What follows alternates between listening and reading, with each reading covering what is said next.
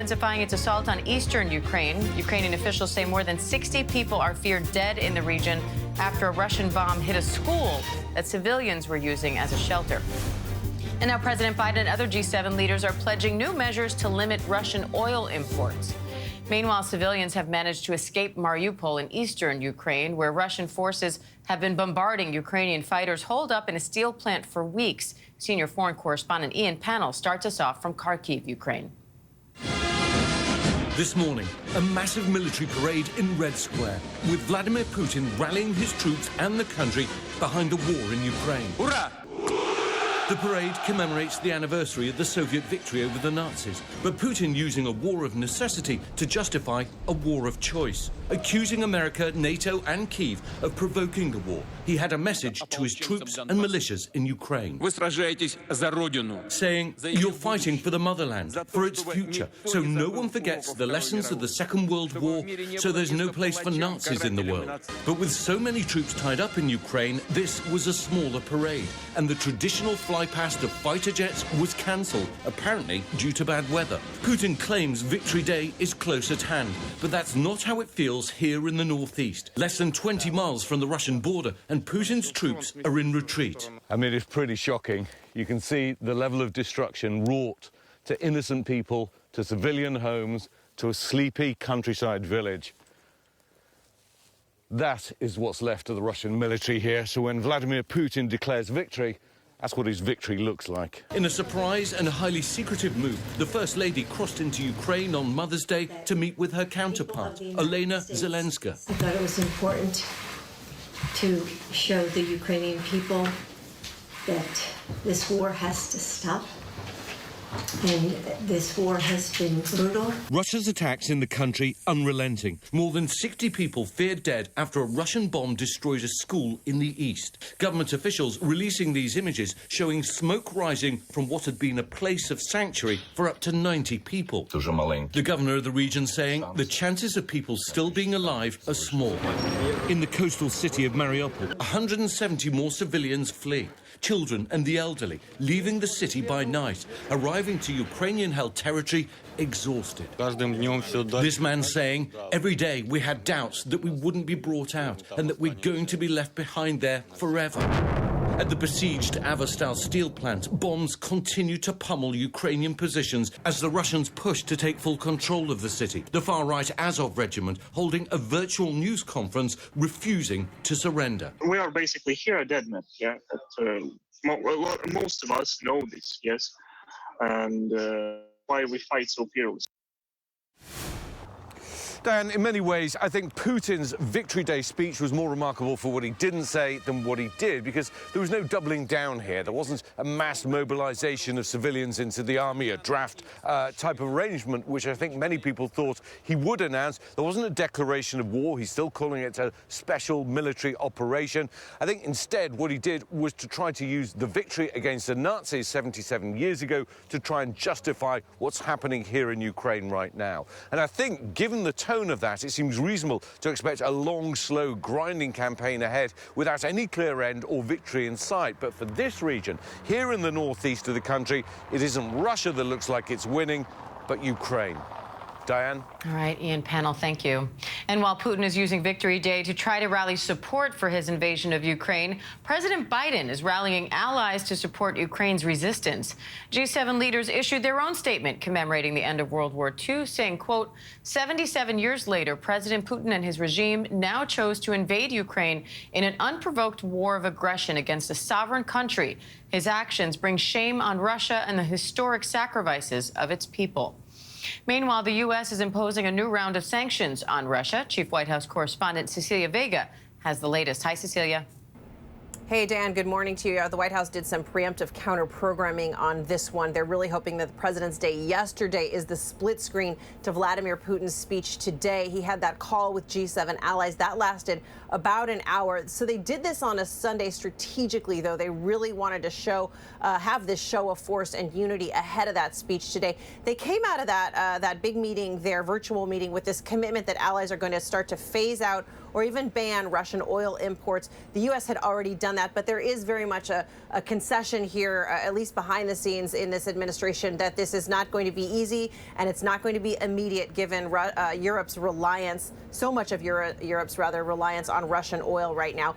There's also, Diane, a new round of sanctions. Let me show those to you. We're talking about the U.S. going after 3 state-controlled Russian TV networks, the U.S. accusing them of spreading misinformation about the war. And there are these new visa restrictions on thousands of soldiers and military officials who are suspected, you'll remember, in taking part in that horrible massacre there in Bucha. The administration saying all of this, Diane, really, again, meant to ratchet up the pressure on Vladimir Putin and Russia and this just long-running campaign. All right, Cecilia Vega Forrest, the White House. Thanks, Cecilia. And gas prices are rising again across the U.S., approaching a new record as diesel prices are at an all-time high. Chief Economics Correspondent Rebecca Jarvis has the latest. Hi, Rebecca. Diane, the price of gasoline now back at those record highs we set in March. Today, $4.33 a gallon. Nationwide, again, a near new record. Meantime, you have record prices in diesel fuel, which continues to climb, $5.54 a gallon nationwide average there. And diesel's important because this is the fuel that moves the economy. It is the thing, every truck you see out on the road carrying groceries and diapers and necessary supplies, they use diesel. A number of airplanes use diesel. Some ships use diesel. And as a result of that, when you see those prices climb, the price for many other things start to climb as well. With the Memorial Day holiday just around the corner, analysts predict we'll continue to see prices climb at the pump and potentially in other areas as well. Diane? All right, Rebecca Jarvis, thank you. And more than a dozen wildfires are burning in the southwest region of the country, with extreme fire dangers expected today. The worst conditions will be from New Mexico to Colorado and in the Texas Panhandle. ABC's Zoreen Shah is in Santa Fe, New Mexico, with the latest.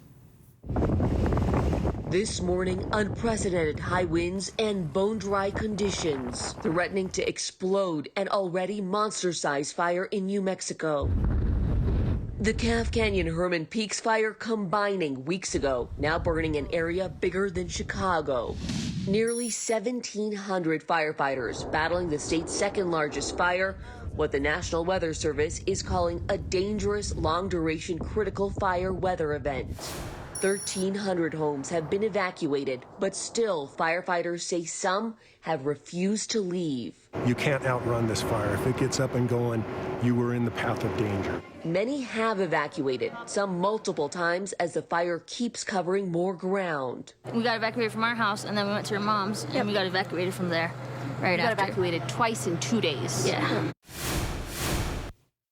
Don't know when they'll be returning home. Wind gusts of up to 60 miles per hour are expected today. Makes this fire incredibly hard to battle. Diane? All right, Zoreen Shah, thank you. And the Senate is expected to vote this week on an abortion rights bill that would preserve Roe v. Wade. It's expected to be largely symbolic, though, as they do not have the votes to pass the law. It comes just 1 week after the leak of a draft Supreme Court opinion that could overturn Roe v. Wade. Rachel Scott is on Capitol Hill with more. Hi, Rachel. Diane, good morning. This is shaping up to be a critical week in the battle over abortion rights and what Democrats are calling the fight of a generation. Over the weekend, thousands took to the streets, rallying to send a message to the conservative-leaning justices on the bench. Some gathering outside of the home of Justice Brett Kavanaugh and Chief Justice John Roberts. Those demonstrators, part of the majority of Americans who believe that Roe versus Wade should be upheld. But across the country, 26 states could ban or severely restrict access to abortion if Roe versus Wade is overturned. And leaders in those states say that it would be a long time coming. Senate Democrats this week will force a vote on legislation that would protect the right to abortion for millions of women in this country. It is all but certain to fail. Republicans appear to be united against it, but this vote is about getting every single senator, Democrat and Republican, on the record on where they stand on this issue. And Senate Minority Leader Mitch McConnell says that it is possible that if Republicans take control of Congress this midterm election, that his party could pursue a national ban on abortion. Democrats are now hoping to use his words as a rallying cry this midterm election, Diane. All right, Rachel Scott, thank you. Meanwhile, abortion rights activists are raising concerns that your phone could soon help incriminate you.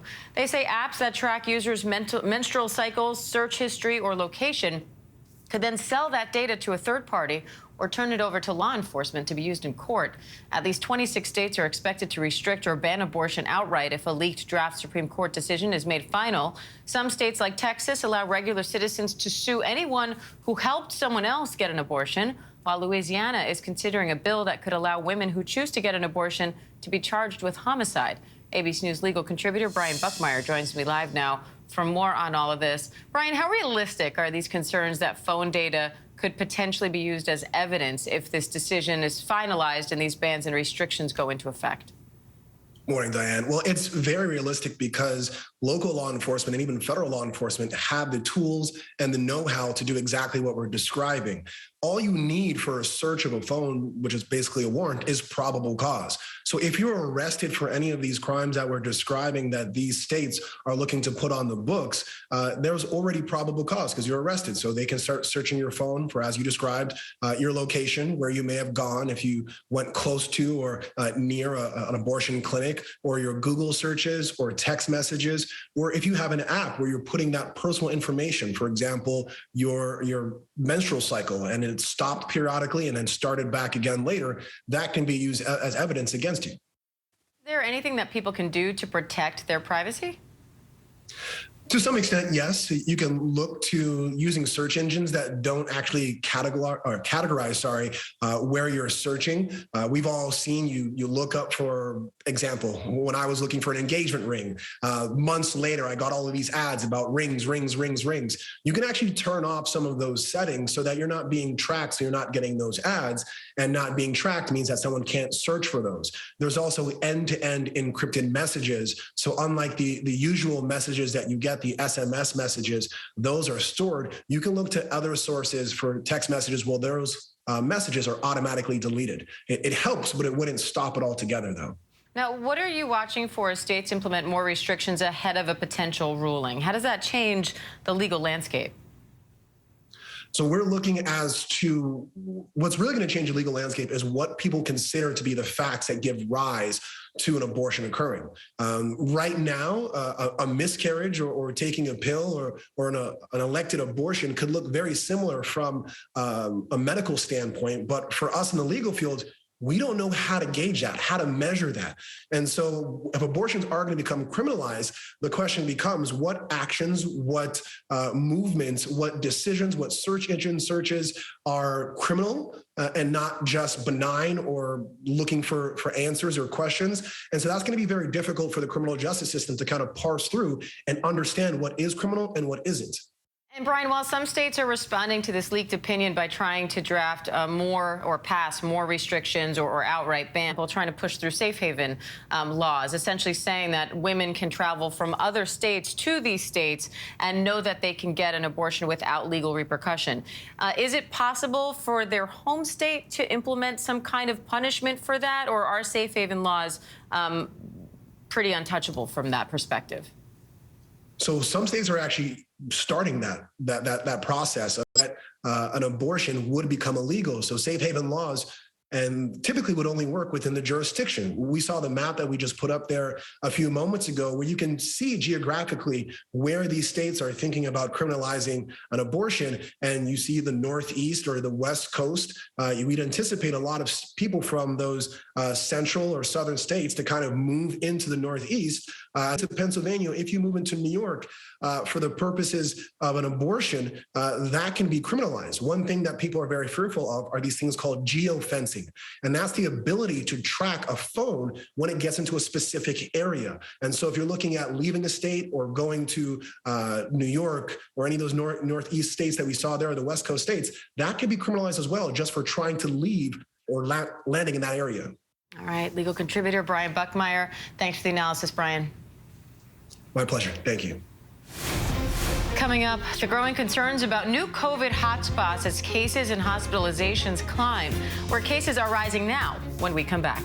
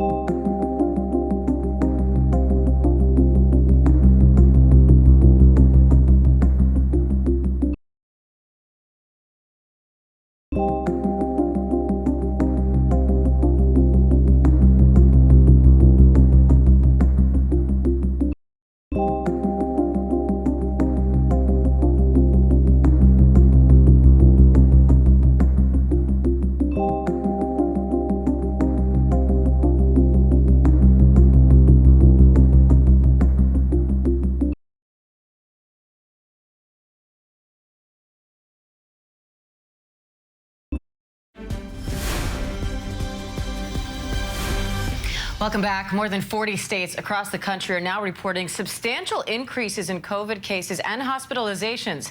This comes as new hotspots emerge in the Northeast. ABC's Eva Pilgrim has the latest. Hi, Eva. Today, as nearly every state in the country is seeing an increase in COVID cases, the U.S. is inching closer to a grim milestone. More than 997,000 people have died from COVID in this country, and it is likely we will cross the 1 million death milestone within the next week. The current hotspot for cases, the Northeast. That's New York, New Jersey, and all of New England. However, despite the rising cases, the number of average daily COVID-related deaths continues to drop. Right now, the average is 340 daily deaths. To put that in perspective, at the peak of Omicron, we were averaging 2,600 daily COVID-related deaths. So what can you do? Health officials say make sure you've gotten your vaccinations and boosters. 54 million Americans are completely unvaccinated, and another 91.5 million, about half of those currently eligible, have not gotten their booster shots. Diane? All right, Eva Pilgrim for us, thank you. And ABC News medical contributor and Stanford Children's Health physician, Dr. Alok Patel, joins me live now for more on this. Dr. Patel, thanks for being here. According to the CDC, infections are up 22% from last week nationwide. Should we expect some ebbs and flows in these numbers from now on, or is this a cause for concern? How do you decide between the two? It's hard to, Diane, but I think we should expect these ebbs and flows, especially because this is likely undercounted based on how many home tests are being done. I think the big litmus or pressure test is coming this summer, as in some parts of the country, people are going to be outside, which is great for ventilation. In other parts, people are going indoors. As we have a more contagious variant raging in the Northeast, and we're seeing these grim numbers in Puerto Rico, we're going to have to look to see what really happens. But I think this is just proof to people out there that as we continue to try to live a normal life with COVID, you can almost expect to run into the virus. So make sure you have that baseline level of protection. And Dr. Patel, hospitalizations are up, but the number of COVID-related deaths are still dropping. What do you make of that? What I make of that, Diane, is that we have the ability to care for people in the hospital setting, but we should not disregard the fact that when we have hospitals full or hospitals getting full, especially in rural areas with people who have COVID-19, we have exposures, we have the inability to treat other patients, and there's a lot of indirect effects of these hospitalizations. So yes, the direct number of deaths is going down, which is a great thing, but this still has long-term public health implications if we continue to see roughly 20,000 people hospitalized from COVID-19 on a given day. Now, the White House has been asking Congress for $22.5 billion in emergency aid to continue responding to the pandemic. What more do you think the government can do at this point?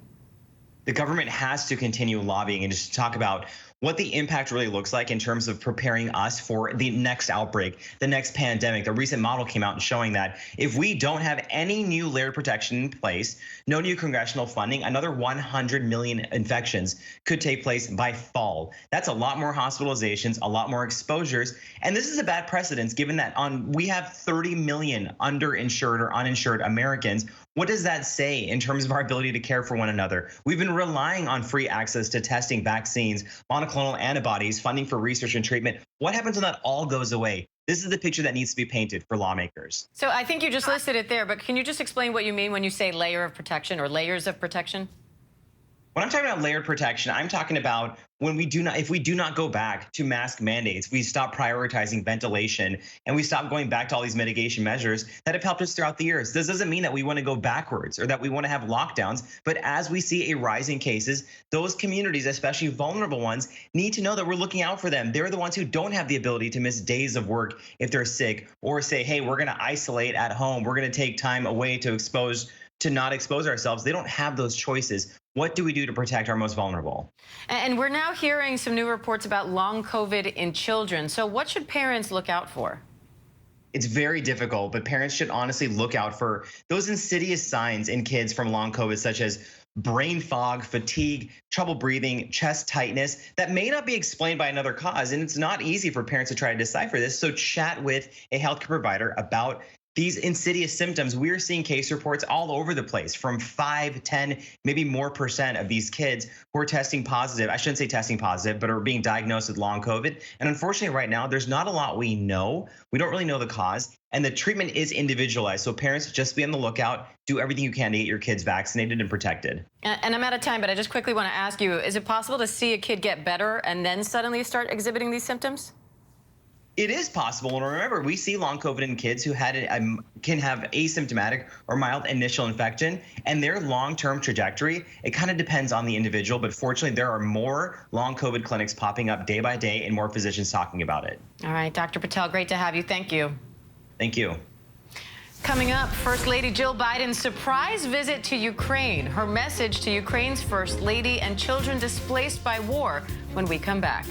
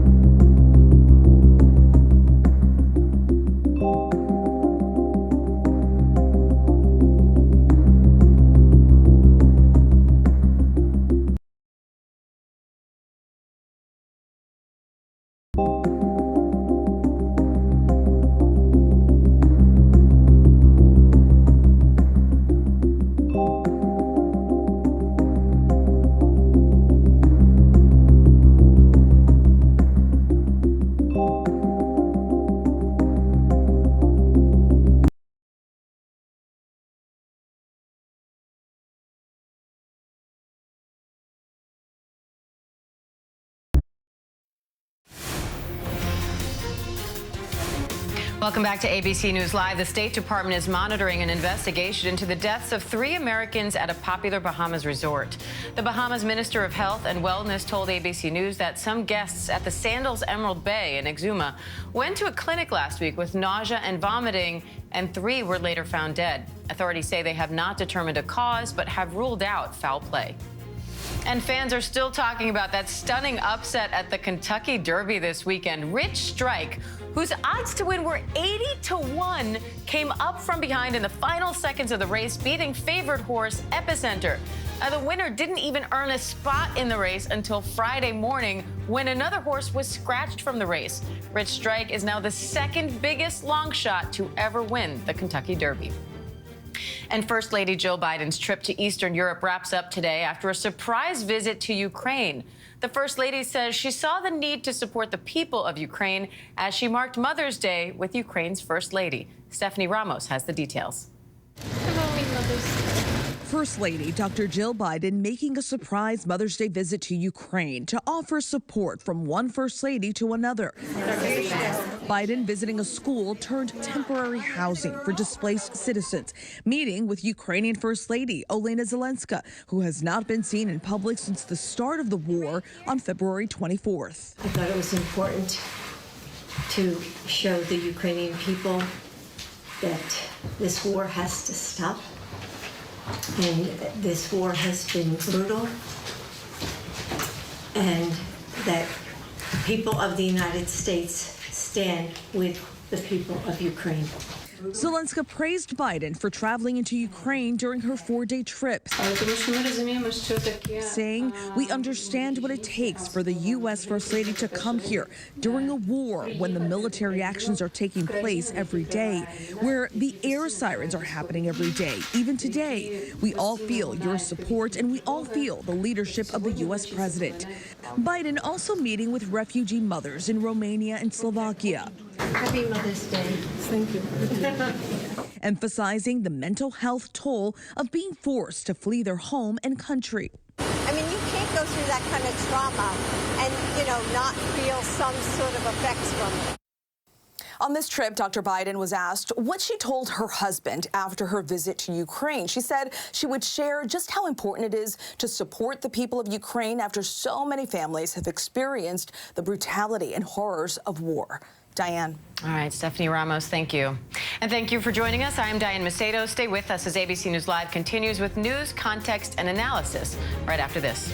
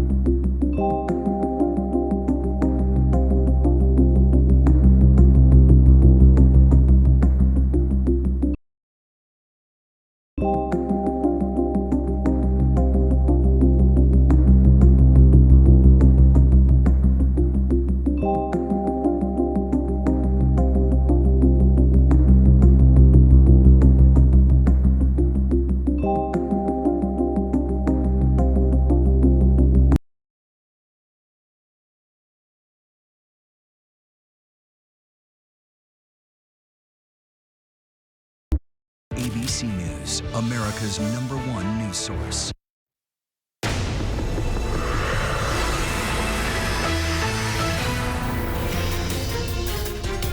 Good morning, I'm Diane Macedo. Thanks for streaming with us. Russian President Vladimir Putin is again defying the West and trying to justify his invasion of Ukraine.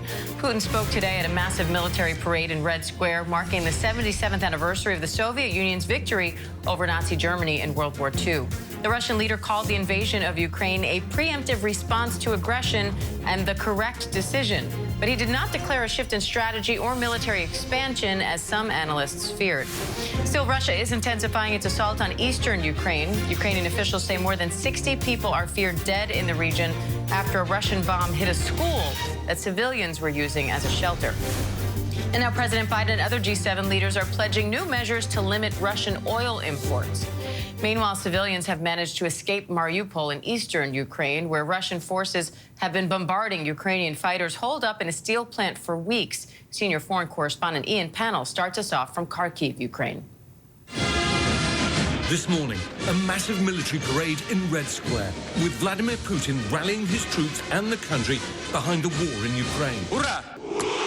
The parade commemorates the anniversary of the Soviet victory over the Nazis, but Putin using a war of necessity to justify a war of choice, accusing America, NATO and Kyiv of provoking the war. He had a message to his troops and militias in Ukraine. Вы сражаетесь за родину. Saying, you're fighting for the motherland, for its future, so no one forgets the lessons of the Second World War, so there's no place for Nazis in the world. But with so many troops tied up in Ukraine, this was a smaller parade, and the traditional fly past of fighter jets was cancelled, apparently due to bad weather. Putin claims Victory Day is close at hand, but that's not how it feels here in the northeast. Less than 20 miles from the Russian border, and Putin's troops are in retreat. I mean, it's pretty shocking. You can see the level of destruction wrought to innocent people, to civilian homes, to a sleepy countryside village.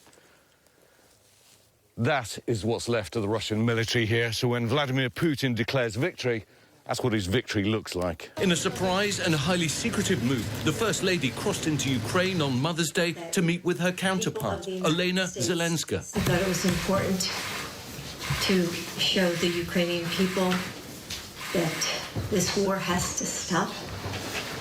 And this war has been brutal. Russia's attacks in the country unrelenting. More than 60 people feared dead after a Russian bomb destroyed a school in the east. Government officials releasing these images showing smoke rising from what had been a place of sanctuary for up to 90 people. The governor of the region saying the chances of people still being alive are small. In the coastal city of Mariupol, 170 more civilians flee.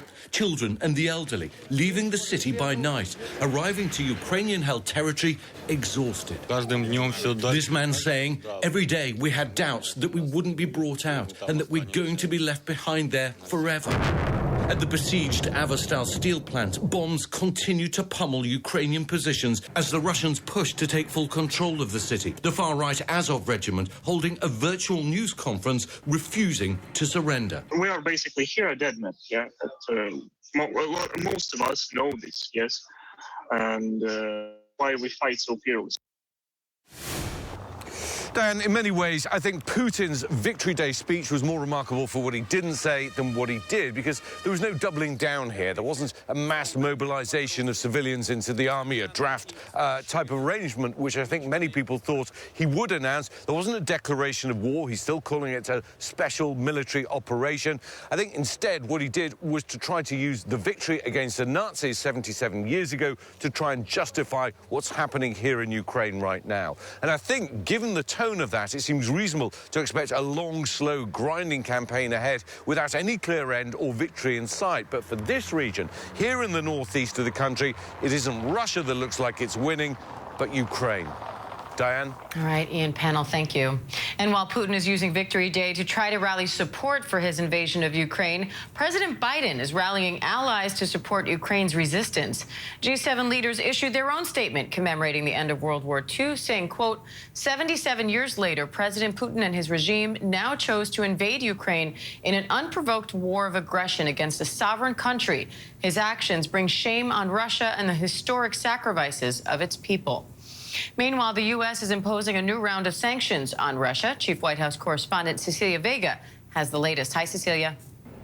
Hey, Dan, good morning to you. The White House did some preemptive counter-programming on this one. They're really hoping that the President's Day yesterday is the split screen to Vladimir Putin's speech today. He had that call with G7 allies. That lasted about an hour. So they did this on a Sunday strategically, though. They really wanted to have this show of force and unity ahead of that speech today. They came out of that big meeting, their virtual meeting, with this commitment that allies are going to start to phase out or even ban Russian oil imports. The U.S. had already done that, but there is very much a concession here, at least behind the scenes in this administration, that this is not going to be easy and it's not going to be immediate, given Europe's reliance, so much of Europe's reliance on Russian oil right now.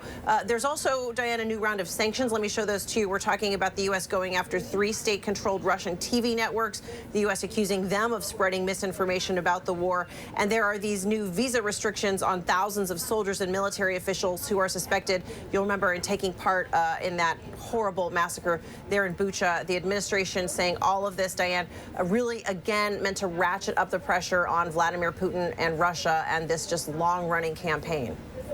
All right, Cecilia Vega for us, the White House. Thanks, Cecilia. And gas prices are rising again across the U.S., approaching a new record as diesel prices are at an all-time high. Chief economics correspondent Rebecca Jarvis has the latest. Hi, Rebecca. Diane, the price of gasoline now back at those record highs we set in March. Today, $4.33 a gallon. Nationwide, again, a near new record. Meantime, you have record prices in diesel fuel, which continues to climb, $5.54 a gallon nationwide average there. And diesel's important because this is the fuel that moves the economy. It is the thing every truck you see out on the road carrying groceries and diapers and necessary supplies, they use diesel. A number of airplanes use diesel. Some ships use diesel. And as a result of that, when you see those prices climb, the price for many other things start to climb as well. With the Memorial Day holiday just around the corner, analysts predict we'll continue to see prices climb at the pump and potentially in other areas as well. Diane? All right, Rebecca Jarvis, thank you. And more than a dozen wildfires are burning in the southwest region of the country, with extreme fire dangers expected today. The worst conditions will be from New Mexico to Colorado and in the Texas Panhandle. ABC's Doreen Shaw is in Santa Fe, New Mexico with the latest. This morning, unprecedented high winds and bone-dry conditions threatening to explode an already monster-sized fire in New Mexico. The Calf Canyon Herman Peaks fire combining weeks ago, now burning an area bigger than Chicago. Nearly 1,700 firefighters battling the state's second largest fire, what the National Weather Service is calling a dangerous, long-duration critical fire weather event. 1,300 homes have been evacuated, but still firefighters say some have refused to leave. You can't outrun this fire. If it gets up and going, you are in the path of danger. Many have evacuated, some multiple times as the fire keeps covering more ground. We got evacuated from our house, and then we went to your mom's, and we got evacuated from there right after. We got evacuated twice in 2 days. Yeah. And many people don't know when they'll be returning home. Wind gusts of up to 60 miles per hour are expected today. Makes this fire incredibly hard to battle. Diane? All right, Doreen Shaw, thank you. And the Senate is expected to vote this week on an abortion rights bill that would preserve Roe v. Wade. It's expected to be largely symbolic, though, as they do not have the votes to pass the law. It comes just 1 week after the leak of a draft Supreme Court opinion that could overturn Roe v. Wade. Rachel Scott is on Capitol Hill with more. Hi, Rachel. Diane, good morning. This is shaping up to be a critical week in the battle over abortion rights and what Democrats are calling the fight of a generation. Over the weekend, thousands took to the streets, rallying to send a message to the conservative-leaning justices on the bench. Some gathering outside of the home of Justice Brett Kavanaugh and Chief Justice John Roberts. Those demonstrators, part of the majority of Americans who believe that Roe versus Wade should be upheld. But across the country, 26 states could ban or severely restrict access to abortion if Roe versus Wade is overturned. And leaders in those states say that it would be a long time coming. Senate Democrats this week will force a vote on legislation that would protect the right to abortion for millions of women in this country. It is all but certain to fail. Republicans appear to be united against it. But this vote is about getting every single senator, Democrat and Republican, on the record on where they stand on this issue. And Senate Minority Leader Mitch McConnell says that it is possible that if Republicans take control of Congress this midterm election, that his party could pursue a national ban on abortion. Democrats are now hoping to use his words as a rallying cry this midterm election, Diane. All right, Rachel Scott, thank you. Meanwhile, abortion rights activists are raising concerns that your phone could soon help incriminate you. They say apps that track users' menstrual cycles, search history, or location could then sell that data to a third party or turn it over to law enforcement to be used in court. At least 26 states are expected to restrict or ban abortion outright if a leaked draft Supreme Court decision is made final. Some states, like Texas, allow regular citizens to sue anyone who helped someone else get an abortion, while Louisiana is considering a bill that could allow women who choose to get an abortion to be charged with homicide. ABC News legal contributor Brian Buckmeyer joins me live now for more on all of this. Brian, how realistic are these concerns that phone data could potentially be used as evidence if this decision is finalized and these bans and restrictions go into effect? Morning, Diane. Well, it's very realistic because local law enforcement and even federal law enforcement have the tools and the know-how to do exactly what we're describing. All you need for a search of a phone, which is basically a warrant, is probable cause. So if you're arrested for any of these crimes that we're describing that these states are looking to put on the books, there's already probable cause because you're arrested. So they can start searching your phone for, as you described, your location, where you may have gone if you went close to or near an abortion clinic, or your Google searches or text messages, or if you have an app where you're putting that personal information, for example, your menstrual cycle, and it stopped periodically and then started back again later, that can be used as evidence against you. Is there anything that people can do to protect their privacy? To some extent, yes. You can look to using search engines that don't actually categorize where you're searching. We've all seen you look up, for example, when I was looking for an engagement ring, months later, I got all of these ads about rings. You can actually turn off some of those settings so that you're not being tracked, so you're not getting those ads, and not being tracked means that someone can't search for those.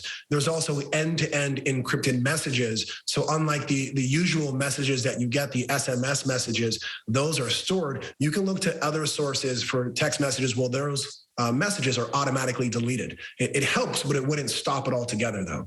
Now, what are you watching for as states implement more restrictions ahead of a potential ruling? How does that change the legal landscape? So we're looking as to what's really going to change the legal landscape is what people consider to be the facts that give rise to an abortion occurring. Right now, a miscarriage or taking a pill or an elected abortion could look very similar from a medical standpoint, but for us in the legal field, we don't know how to gauge that, how to measure that. And so if abortions are going to become criminalized, the question becomes what actions, what movements, what decisions, what search engine searches are criminal and not just benign or looking for answers or questions. And so that's going to be very difficult for the criminal justice system to kind of parse through and understand what is criminal and what isn't. And Brian, while some states are responding to this leaked opinion by trying to draft more or pass more restrictions or outright bans, trigger laws, that kind of thing, there are also other states doing the opposite. Connecticut, for example, trying to push through safe haven laws, essentially saying that women can travel from other states to these states and know that they can get an abortion without legal repercussion. Is it possible for their home state to implement some kind of punishment for that, or are safe haven laws pretty untouchable from that perspective? So some states are actually starting that process of saying aiding and abetting and simply helping someone leave a state to go get an abortion would become illegal. So safe haven laws and typically would only work within the jurisdiction. We saw the map that we just put up there a few moments ago where you can see geographically where these states are thinking about criminalizing an abortion, and you see the Northeast or the West Coast. We'd anticipate a lot of people from those central or southern states to kind of move into the Northeast, as we see here now. And those states like Ohio could say, if you move into Pennsylvania, if you move into New York for the purposes of an abortion, that can be criminalized. One thing that people are very fearful of are these things called geofencing. And that's the ability to track a phone when it gets into a specific area. And so if you're looking at leaving a state or going to New York or any of those Northeast states that we saw there, or the West Coast states, that can be criminalized as well, just for trying to leave or landing in that area. All right, legal contributor Brian Buckmeyer. Thanks for the analysis, Brian. My pleasure. Thank you. Coming up, the growing concerns about new COVID hotspots as cases and hospitalizations climb, where cases are rising now when we come back.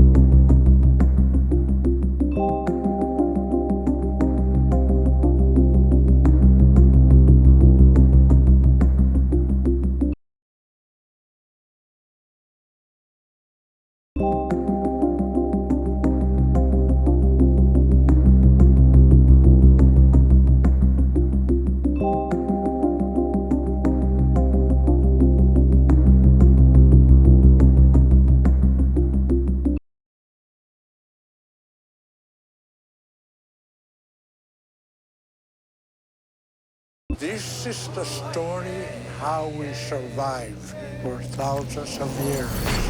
We're still maintaining our culture and we're fighting for it. Regardless, we make it work out here.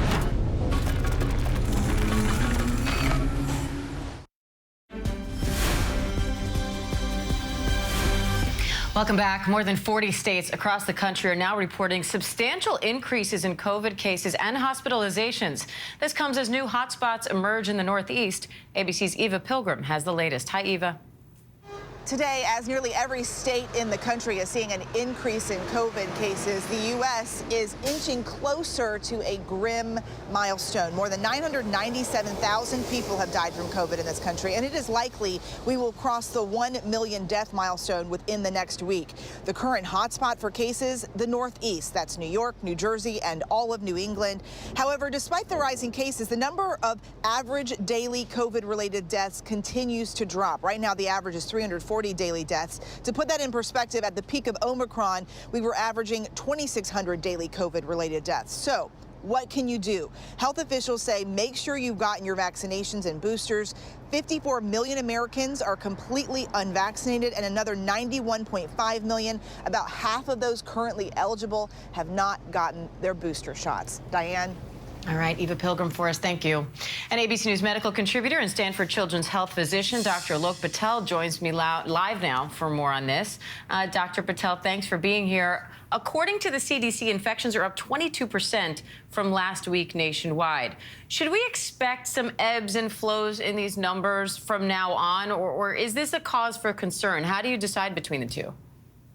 It's hard to, Diane, but I think we should expect these ebbs and flows, especially because this is likely undercounted based on how many home tests are being done. I think the big litmus or pressure test is coming this summer, as in some parts of the country, people are going to be outside, which is great for ventilation. In other parts, people are going indoors. As we have a more contagious variant raging in the Northeast, and we're seeing these grim numbers in Puerto Rico, we're going to have to look to see what really happens. But I think this is just proof to people out there that as we continue to try to live a normal life with COVID, you can almost expect to run into the virus. So make sure you have that baseline level of protection. And Dr. Patel, hospitalizations are up, but the number of COVID-related deaths are still dropping. What do you make of that?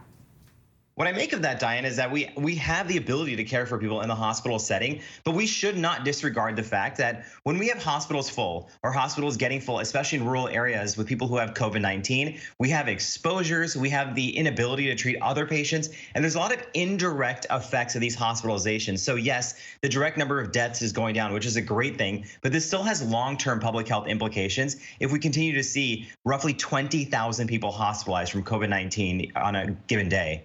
Now, the White House has been asking Congress for $22.5 billion in emergency aid to continue responding to the pandemic. What more do you think the government can do at this point? The government has to continue lobbying and just talk about what the impact really looks like in terms of preparing us for the next outbreak, the next pandemic. The recent model came out showing that if we don't have any new layered protection in place, no new congressional funding, another 100 million infections could take place by fall. That's a lot more hospitalizations, a lot more exposures. And this is a bad precedent given that we have 30 million underinsured or uninsured Americans. What does that say in terms of our ability to care for one another? We've been relying on free access to testing, vaccines, monoclonal antibodies, funding for research and treatment. What happens when that all goes away? This is the picture that needs to be painted for lawmakers. So I think you just listed it there, but can you just explain what you mean when you say layer of protection or layers of protection? When I'm talking about layered protection, I'm talking about if we do not go back to mask mandates, we stop prioritizing ventilation, and we stop going back to all these mitigation measures that have helped us throughout the years. This doesn't mean that we want to go backwards or that we want to have lockdowns, but as we see a rise in cases, those communities, especially vulnerable ones, need to know that we're looking out for them. They're the ones who don't have the ability to miss days of work if they're sick, or say, hey, we're going to isolate at home. We're going to take time away to not expose ourselves. They don't have those choices. What do we do to protect our most vulnerable? And we're now hearing some new reports about long COVID in children. So what should parents look out for? It's very difficult, but parents should honestly look out for those insidious signs in kids from long COVID, such as brain fog, fatigue, trouble breathing, chest tightness that may not be explained by another cause. And it's not easy for parents to try to decipher this. So chat with a healthcare provider about these insidious symptoms, we're seeing case reports all over the place from 5, 10, maybe more % of these kids who are testing positive. I shouldn't say testing positive, but are being diagnosed with long COVID. And unfortunately, right now, there's not a lot we know. We don't really know the cause. And the treatment is individualized. So parents, just be on the lookout. Do everything you can to get your kids vaccinated and protected. And I'm out of time, but I just quickly want to ask you, is it possible to see a kid get better and then suddenly start exhibiting these symptoms? It is possible, and remember, we see long COVID in kids who can have asymptomatic or mild initial infection, and their long-term trajectory, it kind of depends on the individual, but fortunately, there are more long COVID clinics popping up day by day and more physicians talking about it. All right, Dr. Patel, great to have you. Thank you. Thank you. Coming up, First Lady Jill Biden's surprise visit to Ukraine, her message to Ukraine's First Lady and children displaced by war when we come back.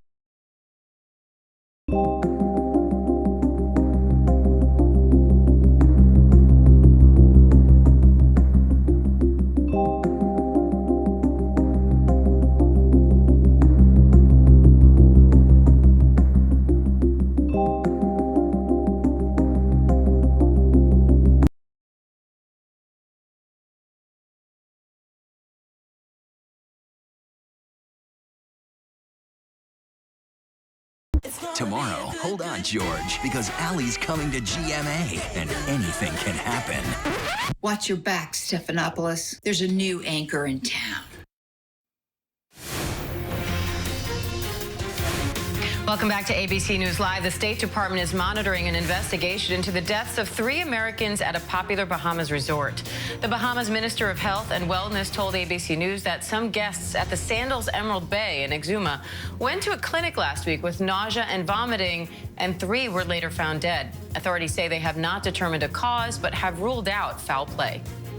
And fans are still talking about that stunning upset at the Kentucky Derby this weekend. Rich Strike, whose odds to win were 80-1, came up from behind in the final seconds of the race, beating favorite horse Epicenter. The winner didn't even earn a spot in the race until Friday morning when another horse was scratched from the race. Rich Strike is now the 2nd biggest long shot to ever win the Kentucky Derby. And First Lady Jill Biden's trip to Eastern Europe wraps up today after a surprise visit to Ukraine. The First Lady says she saw the need to support the people of Ukraine as she marked Mother's Day with Ukraine's First Lady. Stephanie Ramos has the details. First Lady Dr. Jill Biden making a surprise Mother's Day visit to Ukraine to offer support from one First Lady to another. Biden visiting a school turned temporary housing for displaced citizens, meeting with Ukrainian First Lady Olena Zelenska, who has not been seen in public since the start of the war on February 24th. I thought it was important to show the Ukrainian people that this war has to stop. And this war has been brutal. And that the people of the United States stand with the people of Ukraine. Zelenska praised Biden for traveling into Ukraine during her 4-day trip, saying, "We understand what it takes for the U.S. First Lady to come here during a war when the military actions are taking place every day, where the air sirens are happening every day. Even today, we all feel your support and we all feel the leadership of the U.S. president."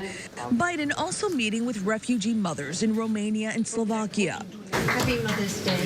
Thank you.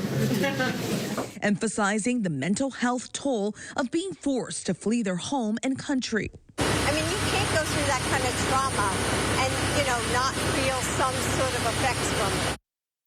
On this trip, Dr. Biden was asked what she told her husband after her visit to Ukraine. She said she would share just how important it is to support the people of Ukraine after so many families have experienced the brutality and horrors of war. Diane. All right, Stephanie Ramos, thank you. And thank you for joining us. I am Diane Macedo. Stay with us as ABC News Live continues with news, context, and analysis right after this.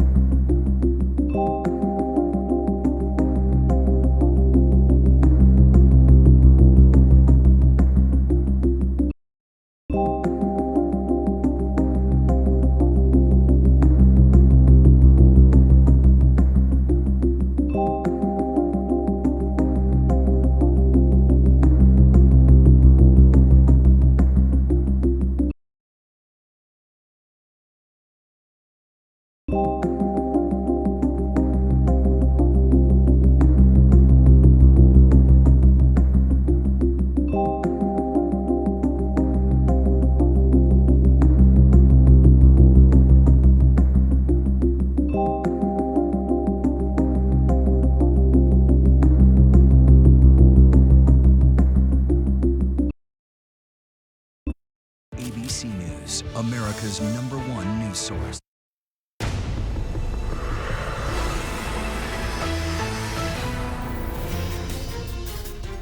Good morning, I'm Diane Macedo. Thanks for streaming with us. Russian President Vladimir Putin is again defying the West and trying to justify his invasion of Ukraine.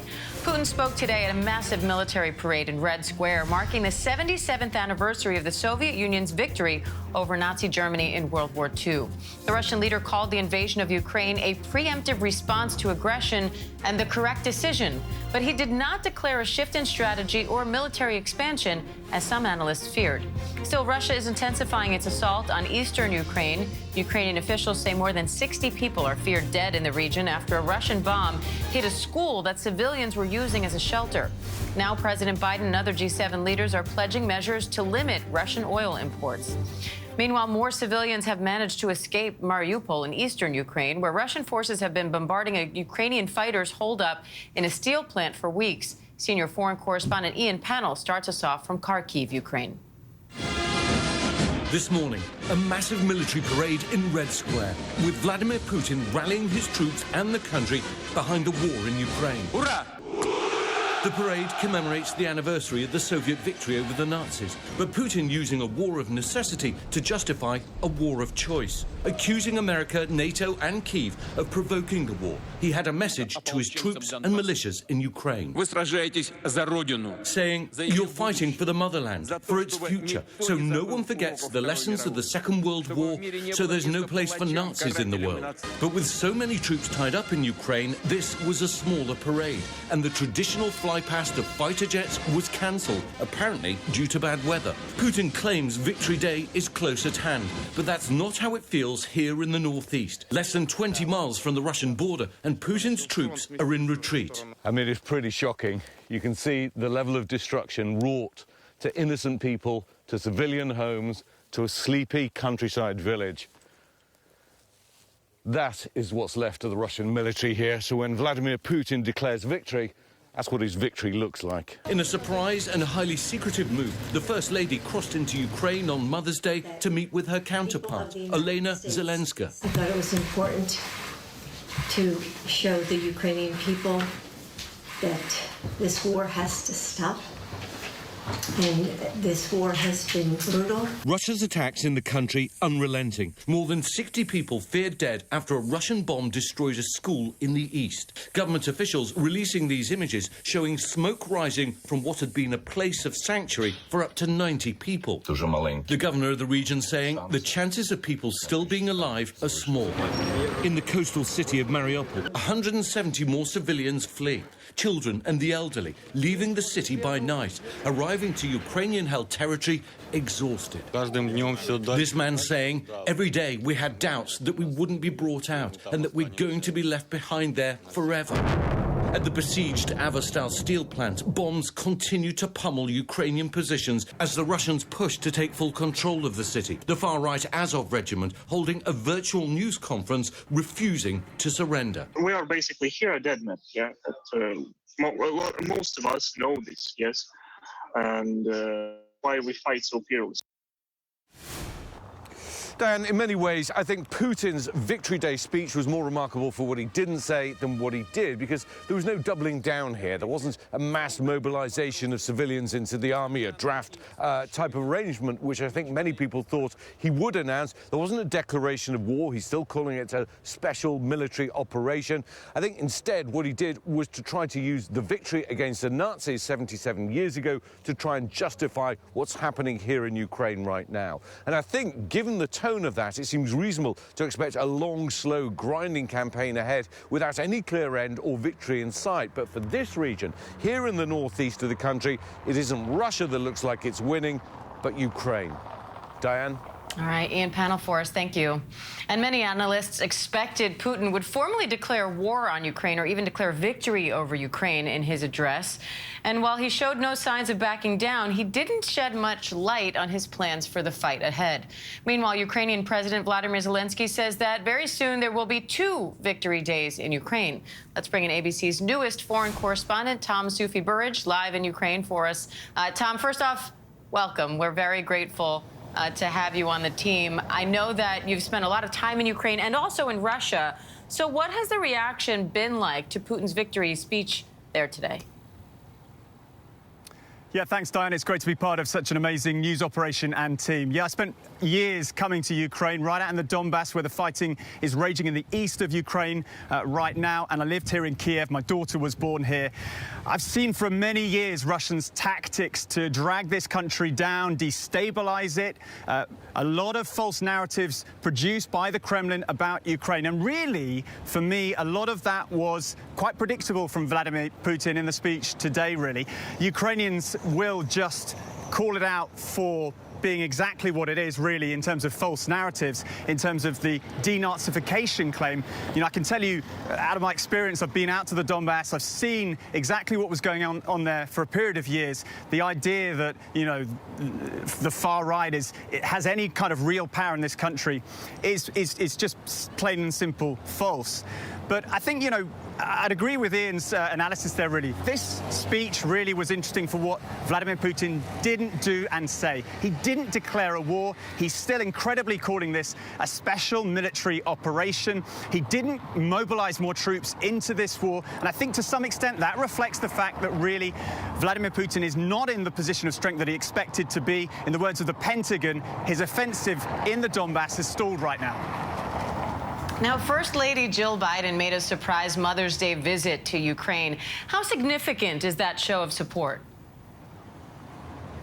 Yeah, the First Lady was down in a border town called Uzhgorod, down in the west of Ukraine, right by the border with Slovakia, meeting the First Lady of Ukraine, Olena Zelenska.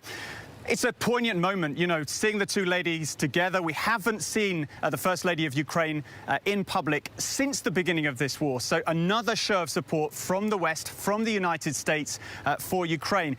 And really, you've got to add in the fact that the Canadian Prime Minister, Justin Trudeau, was also here at the weekend. And this morning, we've spoken to the acting US ambassador here in Ukraine, right in the heart of Kiev. She also coming back to the city for the first time since the war began. Another show of support.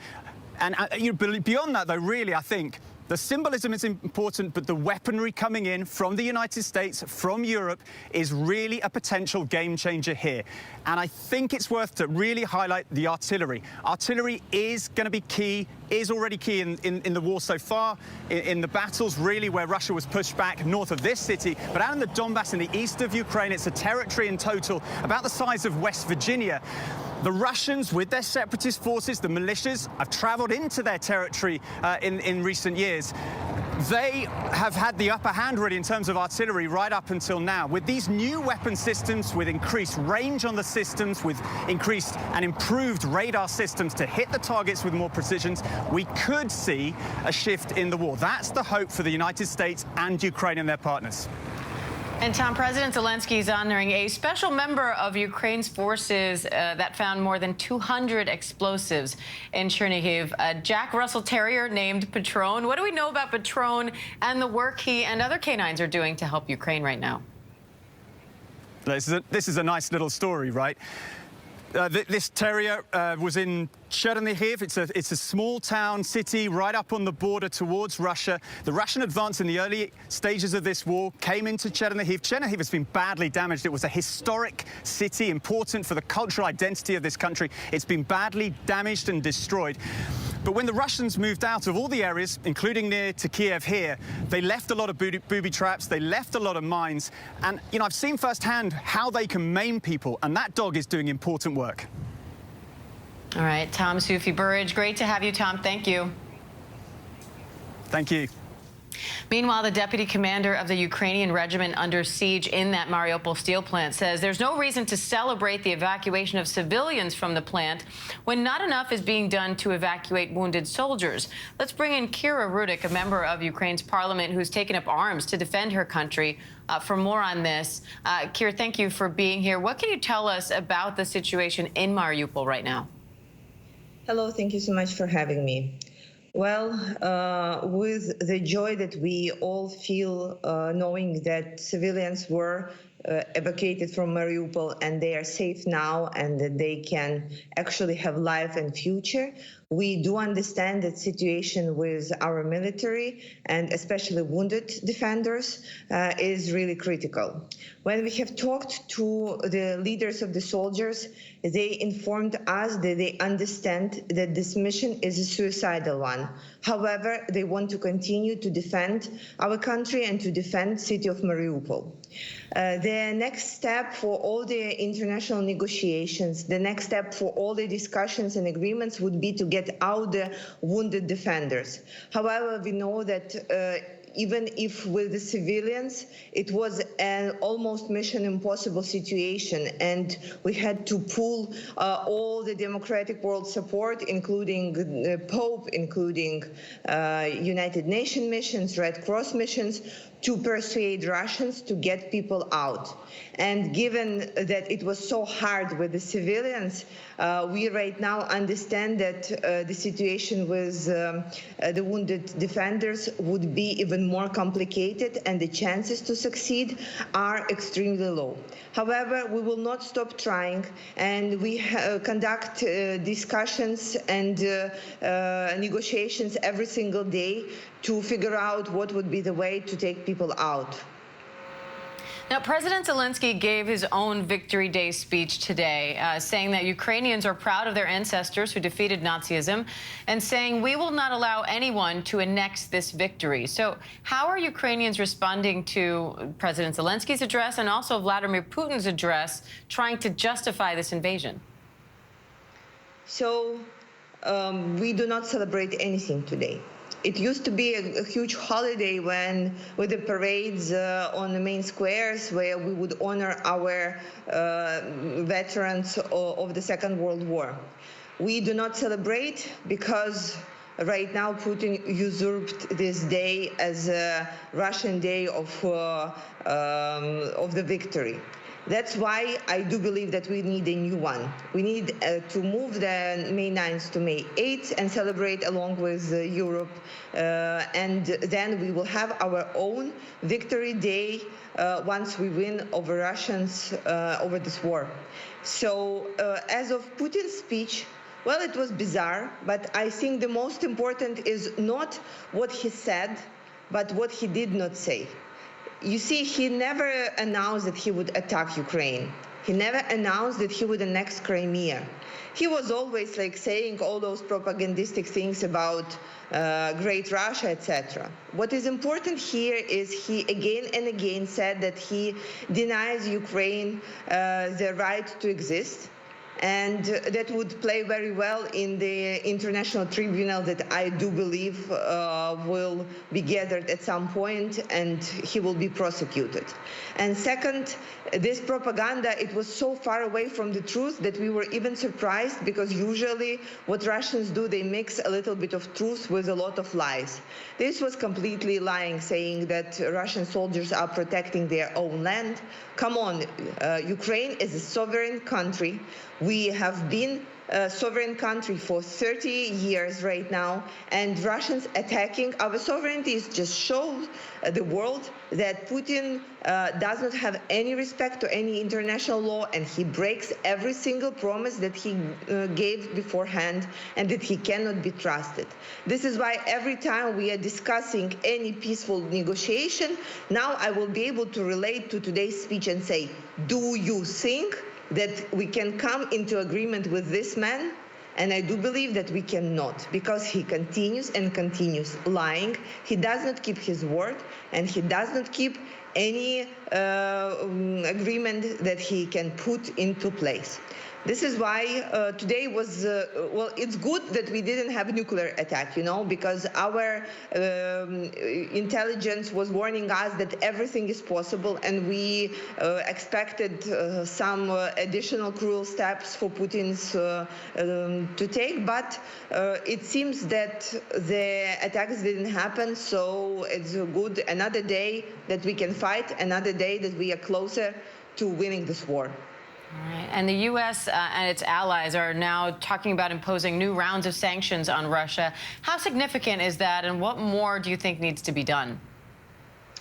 First of all, right now, in terms of sanctions, the most significant point is for the whole world to act united.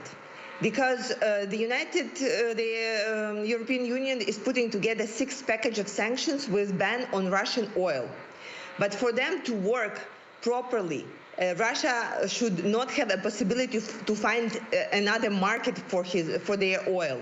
And this is why it's so important for the United States, for Canada, for Britain to acknowledge that Russia is the country sponsor of terrorism, because that will not allow other country to have economic relations with Russia.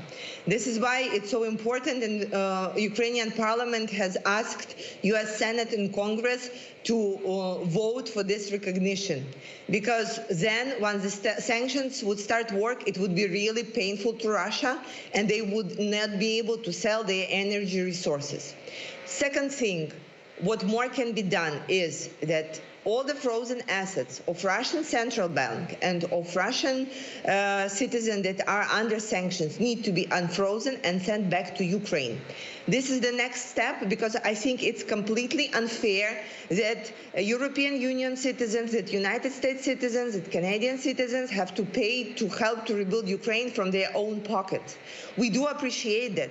It's fantastic help. We thank you so much. But isn't it only fair that frozen Russian assets would be used to do that?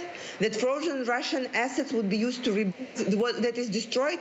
I totally think that this is the way to go, and this is why we again calling for U.S. Senate and Congress to make this decision sooner rather than later. All right, Kira Rudik from Ukraine's parliament, we appreciate your time today. Thank you. Thank you, and glory to Ukraine. And the Senate is expected to vote this week on an abortion rights bill that would preserve abortion rights nationwide. It's expected to be largely symbolic, though, as they do not have the votes to pass the law. This comes just 1 week after the leak of a draft Supreme Court opinion that could overturn Roe versus Wade. Rachel Scott is on Capitol Hill with more. Hi, Rachel. Diane, good morning. This is shaping up to be a critical week in the battle over abortion rights and what Democrats are calling the fight of a generation. Over the weekend, thousands took to the streets, rallying to send a message to the conservative-leaning justices on the bench. Some gathering outside of the home of Justice Brett Kavanaugh and Chief Justice John Roberts. Those demonstrators, part of the majority of Americans who believe that Roe versus Wade should be upheld. But across the country, 26 states could ban or severely restrict access to abortion if Roe versus Wade is overturned. And leaders in those states say that it would be a long time coming. Senate Democrats this week will force a vote on legislation that would protect the right to abortion for millions of women in this country. It is all but certain to fail. Republicans appear to be united against it, but this vote is about getting every single senator, Democrat and Republican, on the record on where they stand on this issue. And Senate Minority Leader Mitch McConnell says that it is possible that if Republicans take control of Congress this midterm election, that his party could pursue a national ban on abortion. Democrats are now hoping to use his words as a rallying cry this midterm election, Diane. All right, Rachel Scott, thank you. And with abortion rights on thin ice, medication abortions are taking center stage. The Guttmacher Institute estimates more than half of all abortions in the United States are now done using medication, exceeding procedural abortions as of 2020.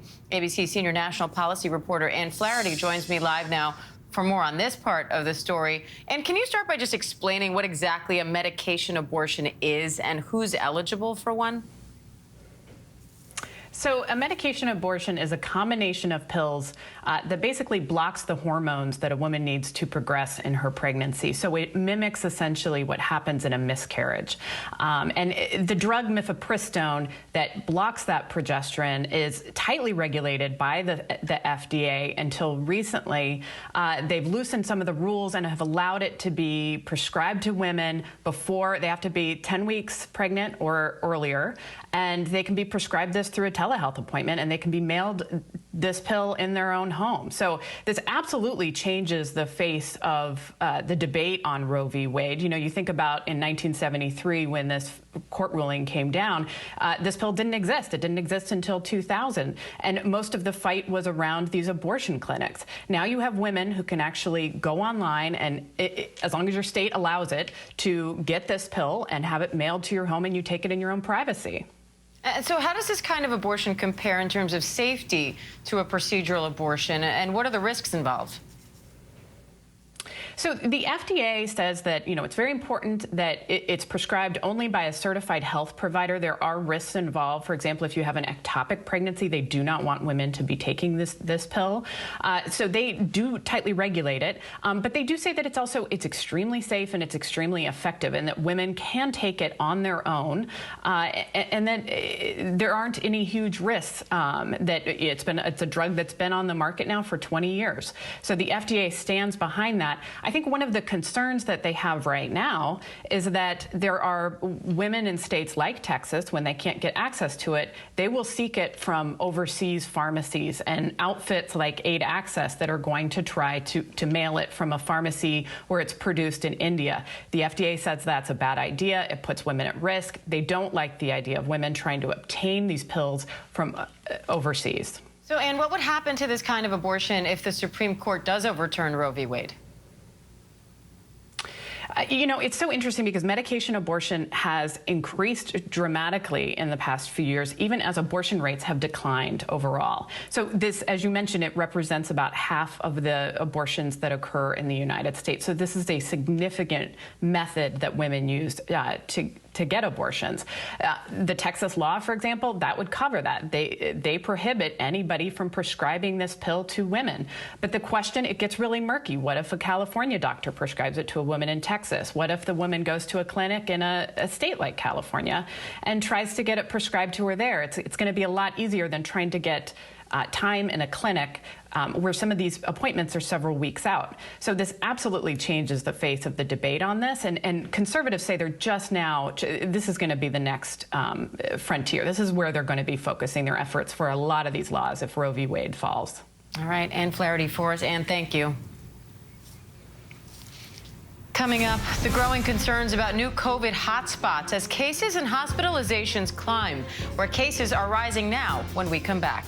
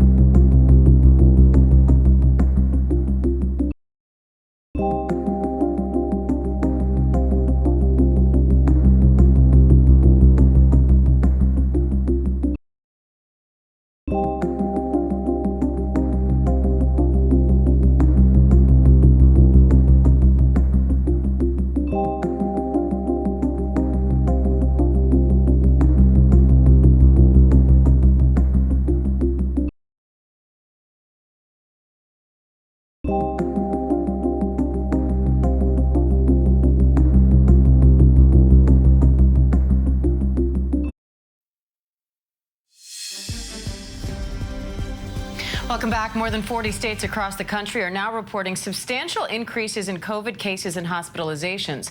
This comes as new hotspots emerge in the Northeast. ABC's Eva Pilgrim has the latest. Hi, Eva. Today, as nearly every state in the country is seeing an increase in COVID cases, the U.S. is inching closer to a grim milestone. More than 997,000 people have died from COVID in this country, and it is likely we will cross the 1 million death milestone within the next week. The current hotspot for cases, the Northeast. That's New York, New Jersey, and all of New England.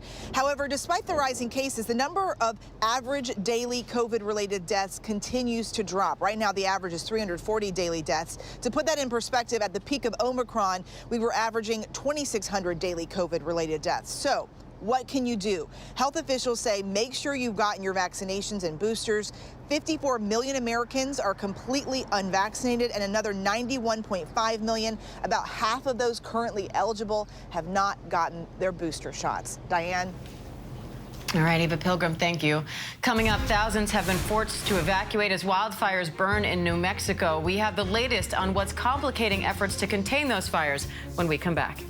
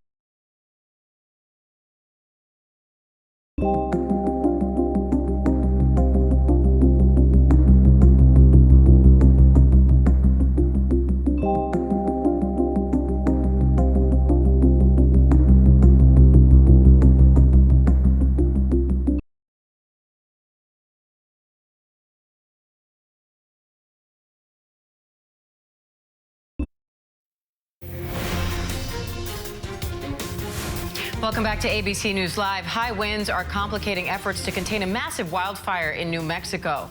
Winds upwards of 75 miles an hour are fanning the flames, which have already burned an area as large as Chicago. Thousands of people have been forced to evacuate. Former celebrity chef Mario Batali waived his right to a jury trial in Boston today as jury selection was set to begin, instead opting for a bench trial. Batali is accused of indecent assault and battery connected to a 2017 incident at a Boston restaurant. He faces a maximum sentence of 2.5 years.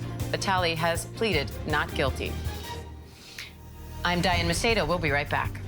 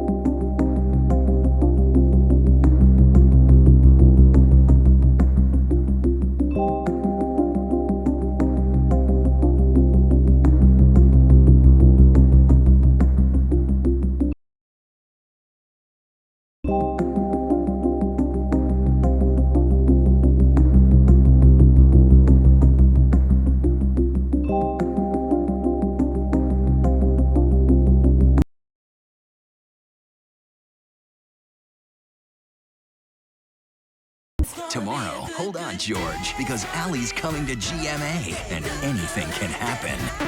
Watch your back, Stephanopoulos. There's a new anchor in town.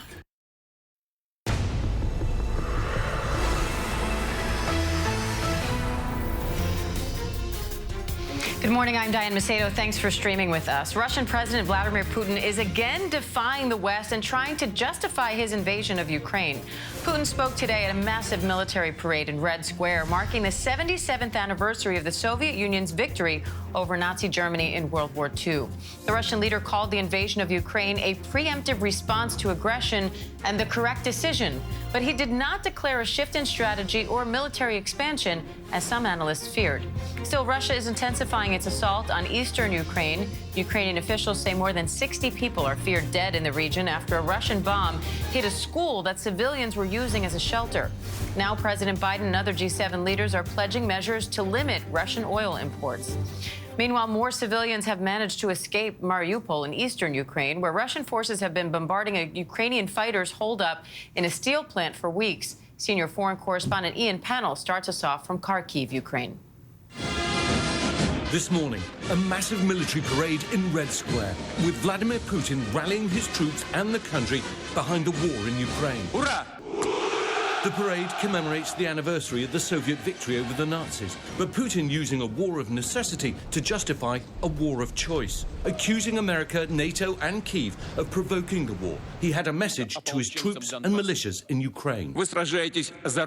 Saying, you're fighting for the motherland, for its future, so no one forgets the lessons of the Second World War, so there's no place for Nazis in the world. But with so many troops tied up in Ukraine, this was a smaller parade, and the traditional fly past of fighter jets was cancelled, apparently due to bad weather. Putin claims Victory Day is close at hand, but that's not how it feels here in the northeast. Less than 20 miles from the Russian border, and Putin's troops are in retreat. I mean, it's pretty shocking. You can see the level of destruction wrought to innocent people, to civilian homes, to a sleepy countryside village.